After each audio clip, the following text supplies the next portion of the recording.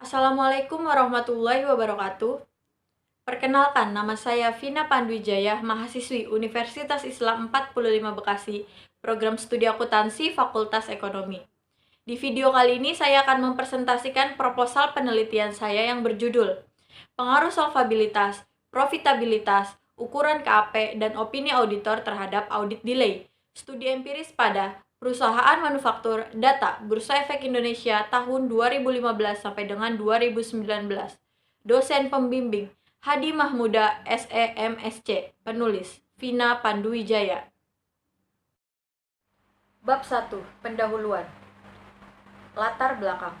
Latar belakang penelitian ini didasarkan pada peraturan mengenai penyajian penyampaian laporan keuangan yang diatur dalam Peraturan Otoritas Jasa Keuangan atau OJK nomor 29/POJK 04/2016 tentang laporan tahunan emiten atau perusahaan publik yang mewajibkan setiap emiten wajib menyampaikan laporan keuangan tahunan kepada Otoritas Jasa Keuangan paling lambat pada akhir bulan keempat setelah tahun buku berakhir.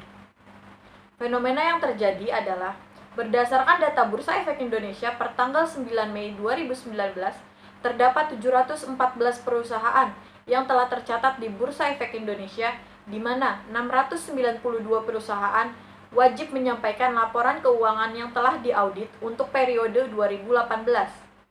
Namun masih ada saja perusahaan yang tidak menyampaikan laporan keuangannya dan mempublikasi laporan keuangannya.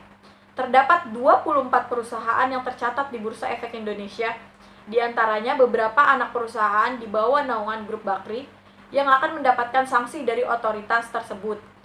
BI telah mengirimkan peringatan tertulis 2 dan dikenakan sanksi, bahkan ada yang terkena putusan pilot atas keterlambatan penyampaian tersebut. Sumber CNBC Indonesia. Selanjutnya, pentingnya ketepatan waktu dalam menyampaikan laporan keuangan yang telah diaudit untuk perusahaan yang sudah go public. Salah satunya adalah untuk menarik minat investor. Karena dalam dunia pasar modal, ketepatan waktu atau timelines dalam penyampaian laporan keuangan adalah salah satu indikator untuk mengukur apakah perusahaan dalam keadaan baik atau tidak. Semakin cepat perusahaan menyampaikan laporan keuangannya, maka perusahaan bisa dikatakan dalam keadaan baik. Jika sebaliknya, maka perusahaan diindikasi dalam keadaan tidak baik. Nah, inilah yang disebut dengan audit delay. Audit delay suatu perusahaan dapat dipengaruhi oleh faktor internal dan faktor eksternal, seperti misalnya solvabilitas perusahaan, profitabilitas perusahaan, ukuran kantor akuntan publik, dan opini auditor.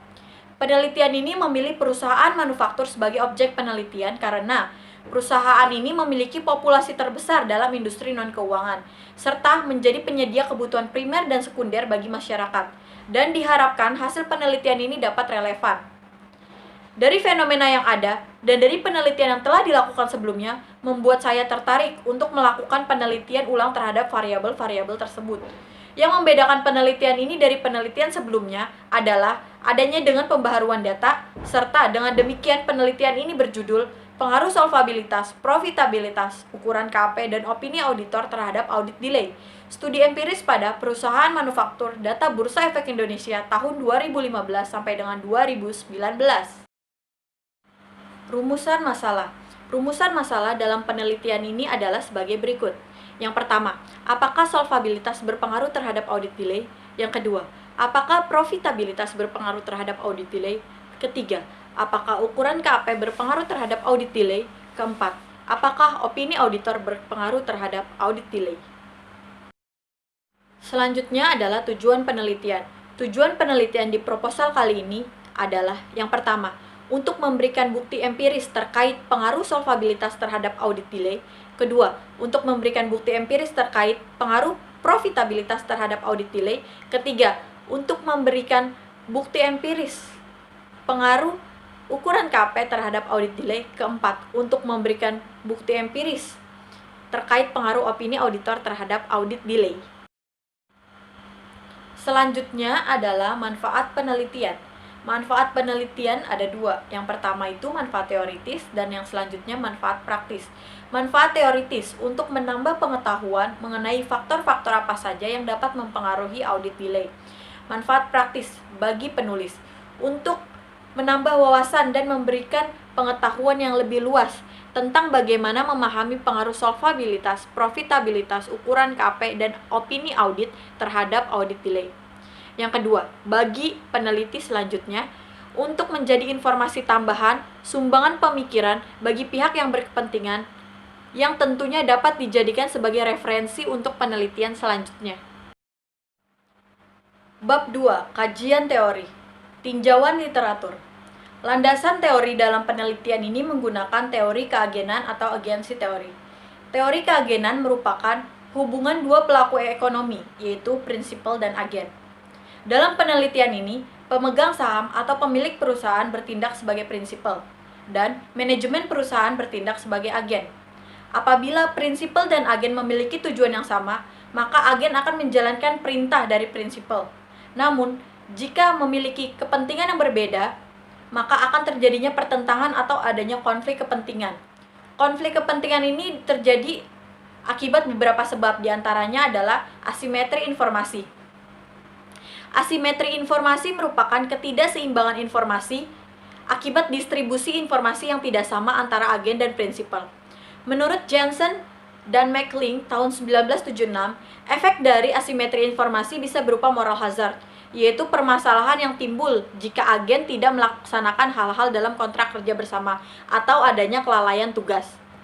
Kelalaian tugas yang dimaksud dapat berupa terjadinya audit delay, yang menjadi indikasi bahwa keadaan perusahaan yang dikelola agen tidak dalam keadaan baik.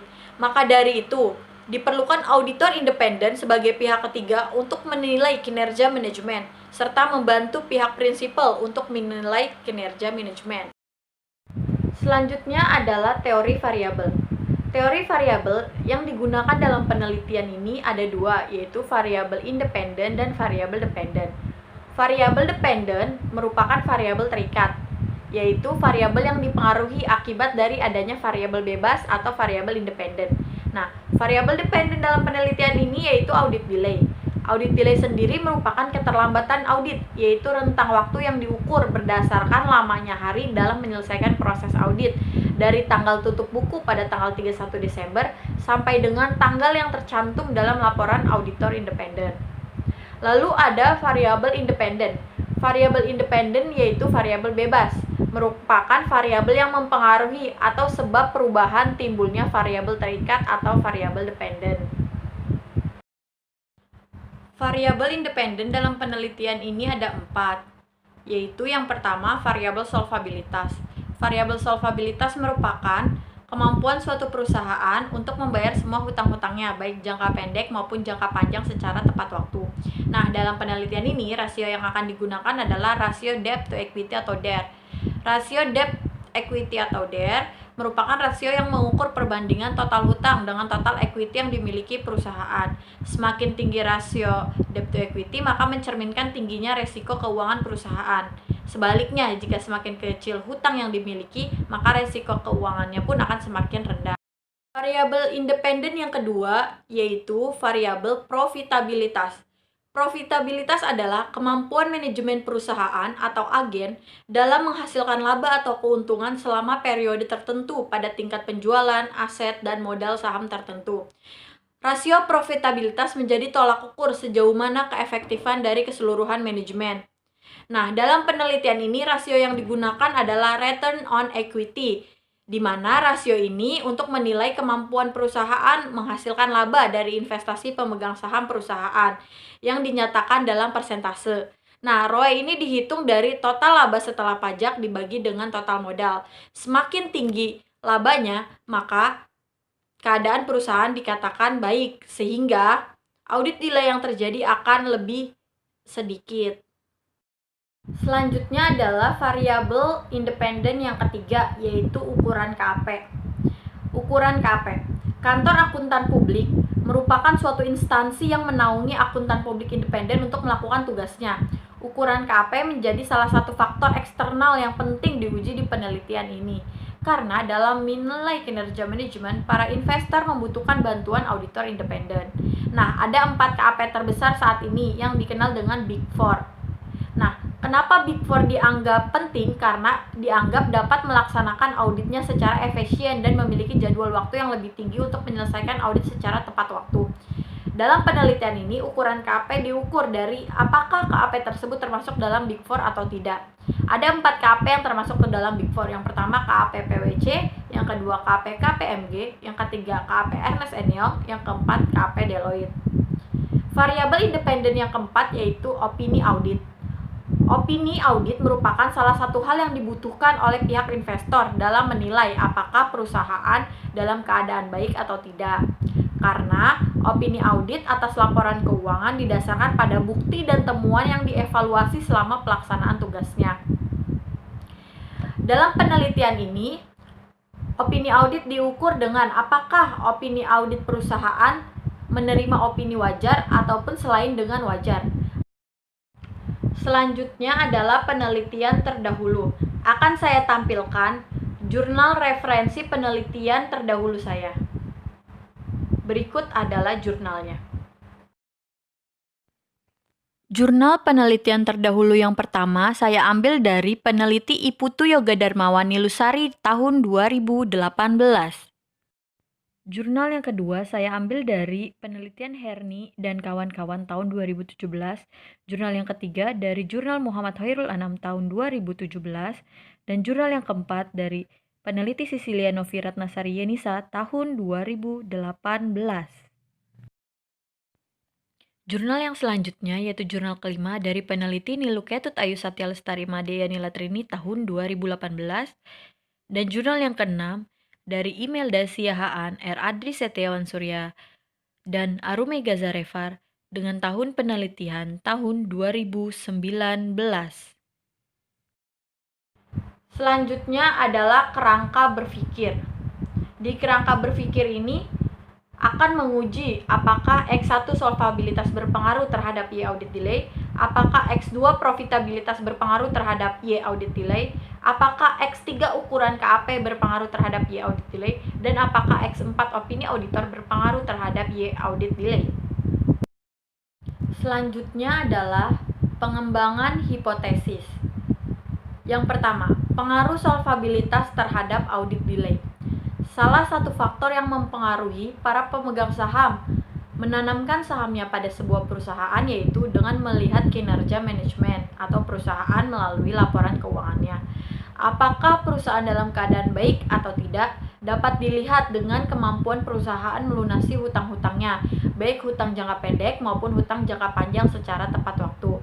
Hasil penelitian dari Iputu Yoga Darmawan Nilusari Widiani 2018, tingkat solvabilitas khususnya rasio DAR atau debt to asset ratio secara parsial terbukti berpengaruh positif signifikan terhadap audit delay. Sebagai dasar penyampaian laporan audit, hal ini juga diperkuat oleh penelitian yang dilakukan oleh Imelda Siahaan R. Adri Satriawan Surya dan Arume Gazarevar 2019. Kesulitan keuangan diproksikan dengan rasio DAR berpengaruh terhadap audit delay. Artinya, tingkat debt to equity yang tinggi akan mempengaruhi lamanya tingkat audit yang dilaksanakan. Dengan demikian, hipotesis yang diangkat adalah H1. Solvabilitas berpengaruh positif terhadap audit delay. Selanjutnya adalah pengaruh profitabilitas terhadap audit delay. Dalam rasio profitabilitas, dapat dikatakan sampai sejauh mana keefektifan dari keseluruhan manajemen dalam menciptakan keuntungan atau laba bagi perusahaan. Perusahaan yang memiliki profitabilitas tinggi cenderung akan melaporkan laporan keuangan yang lebih cepat sehingga audit delay-nya akan semakin pendek. Nah, dalam penelitian Iputu Yoga Darmawan Nilusari Widiani 2018, tingkat profitabilitas khusus rasio ROA atau Return on Asset secara parsial terbukti berpengaruh positif signifikan terhadap audit delay. Hal ini sejalan dengan penelitian Muhammad Khairul Anam 2017. Terdapat pengaruh secara simultan dan signifikan dari variabel jenis industri, reputasi KAP, profitabilitas yang diproksikan dengan ROE, dan ukuran perusahaan terhadap audit delay. Maka, hipotesis yang diangkat dalam penelitian ini adalah H2, profitabilitas berpengaruh positif terhadap audit delay. Lalu, pengaruh ukuran KAP terhadap audit delay. Penyelesaian proses audit lebih efektif dan efisien jika dilakukan oleh KAP yang termasuk ke dalam 4 besar atau Big Four. Karena KAP yang besar akan memiliki citra yang baik di mata publik. Untuk menjaga citra tersebut, maka diperlukan kinerja yang baik dalam hal ketepatan waktu dan ketelitian penyelesaian laporan audit tanpa mengurangi kualitas dari laporan itu sendiri. Sehingga audit delay yang terjadi akan lebih singkat. Hasil penelitian yang dilakukan oleh Niluh Ketut, Ayu Satya Lestari, Imade Yeni Latrina 2018 dan Sisilia Novi Ratnasari dan Yenisa 2018 memperoleh hasil yang sama, yaitu ukuran KAP tidak berpengaruh terhadap audit delay. Maka, hipotesis yang diangkat dalam H3 ini adalah ukuran KAP tidak berpengaruh terhadap audit delay. Selanjutnya adalah pengaruh opini audit terhadap audit delay. Opini yang diberikan oleh auditor merupakan pertimbangan dari hasil bukti-bukti yang ditemukan selama proses audit berlangsung. Opini di luar wajar tanpa pengecualian yang diperoleh oleh perusahaan tentu mengakibatkan semakin lamanya proses audit atau audit delay, karena diperlukan perluasan lingkupan audit. Hasil penelitian yang dilakukan oleh Niluh Ketut, Ayu Satya Lestari, Imade Yeni Latrini 2018, opini audit tidak berpengaruh terhadap audit delay. Di sisi lain, dalam penelitian Imelda Siahaan, R. Adri Satriawan Surya, dan Arumega Zarefar 2019, variabel opini audit berpengaruh negatif terhadap audit delay. Maka, hipotesis yang diangkat dalam penelitian H4 adalah opini audit berpengaruh negatif terhadap audit delay. Bab 3. Metodologi penelitian. Ruang lingkup penelitian. Penelitian ini menggunakan pendekatan kuantitatif yang bersifat asosiatif. Penelitian yang bersifat asosiatif merupakan penelitian yang bertujuan untuk mengetahui pengaruh ataupun juga hubungan antara dua variabel atau lebih. Sugiono 2015-12. Penelitian ini dilakukan untuk menguji ada atau tidaknya pengaruh solvabilitas, profitabilitas, ukuran KP, dan opini auditor terhadap audit delay. Agar hasil dari penelitian ini mempresentasikan secara luas, maka sampel yang digunakan dalam penelitian ini adalah perusahaan manufaktur karena memiliki populasi terbesar dalam industri non-keuangan serta menjadi penyedia kebutuhan primer dan sekunder bagi masyarakat. Selanjutnya adalah populasi. Menurut Sugiono 1997-57, populasi adalah wilayah generalisasi yang terdiri atas objek dan subjek yang memiliki kuantitas dan karakteristik tertentu yang diterapkan oleh peneliti untuk dipelajari dan kemudian ditarik kesimpulannya. Penelitian ini dilakukan di perusahaan manufaktur yang terdaftar di Bursa Efek Indonesia dengan mengakses situs resminya, yaitu www.idx.co.id. Nah, populasi dalam penelitian ini yaitu seluruh perusahaan manufaktur yang terdaftar di Bursa Efek Indonesia dengan periode waktu penelitian dari tahun 2015 sampai dengan 2019. Selanjutnya adalah metode pengambilan sampel. Sampel penelitian adalah sebagian dari populasi yang karakteristiknya hendak diteliti. Jarwanto 199443. Sampel yang baik yaitu sampel yang kesimpulannya dapat dikenakan pada populasi atau sampel yang bersifat representatif yang dapat menggambarkan karakteristik populasi. Sampel penelitian ini ditentukan dengan metode purposive sampling. Metode purposive sampling yaitu penarikan sampel dengan pertimbangan tertentu disesuaikan pada kepentingan dan tujuan penelitian. Pada teknik ini, sampel yang dipilih adalah sampel yang memiliki kriteria-kriteria tertentu, yaitu antara lain yang pertama, perusahaan sektor manufaktur yang terdapat di Bursa Efek Indonesia selama tahun 2015 sampai dengan 2019.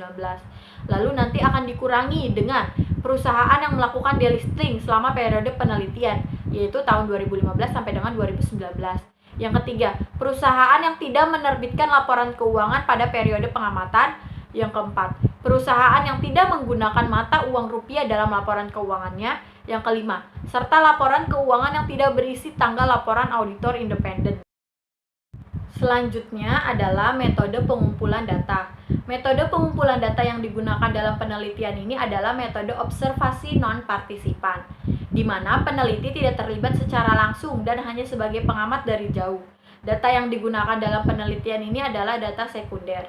yaitu data dari laporan keuangan perusahaan manufaktur selama periode 2015 sampai dengan 2019 yang terdaftar di Bursa Efek Indonesia. Selanjutnya ada metode analisis data. Teknik analisis data yang digunakan dalam penelitian ini adalah analisis regresi linear berganda dengan menggunakan program SPSS atau Statistic Product and Service Solution. Penyelesaian masalah untuk penelitian ini menggunakan regresi linear berganda, di mana model regresi yang digunakan harus terlebih dahulu lulus uji asumsi klasik yang terdiri dari uji normalitas, uji heterokedasitas, uji multikolonialitas, dan uji autokorelasi. Analisis statistik deskripsi juga digunakan untuk menghasilkan nilai rata-rata, maksimum, minimum, dan standar deviasi. Tahap berikutnya ada pengujian hipotesis yang akan diukur oleh koefisien determinasi atau R2, uji statistik T, dan uji statistik F. Regresi linear berganda, hipotesis akan diuji dengan persamaan regresi sebagai berikut. Y sama dengan A plus B1X1 plus B2X2 plus B3X3 plus B4X4 dan plus E. Keterangan Y sebagai audit delay, X1 sebagai solvabilitas, X2 sebagai profitabilitas, X3 sebagai ukuran KP, X4 sebagai opini auditor, A sebagai konstanta, B1 sampai dengan B4 disebut dengan koefisien regresi, dan E error atau kesalahan. Selanjutnya adalah materi yang terakhir, yaitu operasional variabel penelitian. Yang pertama itu ada solvabilitas. Solvabilitas diproksikan dengan skala rasio menggunakan DER atau Debt to Equity dengan rumus total hutang dibagi total modal dikali 100%. Yang kedua itu adalah profitabilitas. Profitabilitas diproksikan dengan skala ROE atau Return on Equity dengan rumus total laba setelah pajak dibagi total modal dikali 100%. Variabel yang ketiga yaitu ukuran KP diproksikan dengan variabel dummy, di mana 1 apabila KAP tergabung dalam Big Four dan 0 apabila tidak tergabung dalam non-Big Four. Nah, yang keempat itu ada opini auditor. Opini auditor diproksikan dengan variabel dummy, di mana 1 apabila perusahaan mendapatkan opini wajar tanpa pengecualian, 0 jika opini selain wajar tanpa pengecualian. Dan variabel dependent yaitu audit delay diproksikan dengan skala dari tanggal laporan audit dikurang tanggal laporan keuangan. Nah, nilai ini akan menjadi selisih untuk audit delay-nya sendiri. Demikian presentasi proposal penelitian saya. Saya ingin mengucapkan terima kasih kepada dosen pembimbing saya, Ibu Hadi Mahmuda, SEMSC, dan terima kasih kepada teman-teman semua yang telah menyaksikan video ini sampai tuntas. Semoga hasil penelitian ini dapat bermanfaat. Kurang lebihnya saya mohon maaf. Wabillahi taufiq wal hidayah. Wassalamualaikum warahmatullahi wabarakatuh.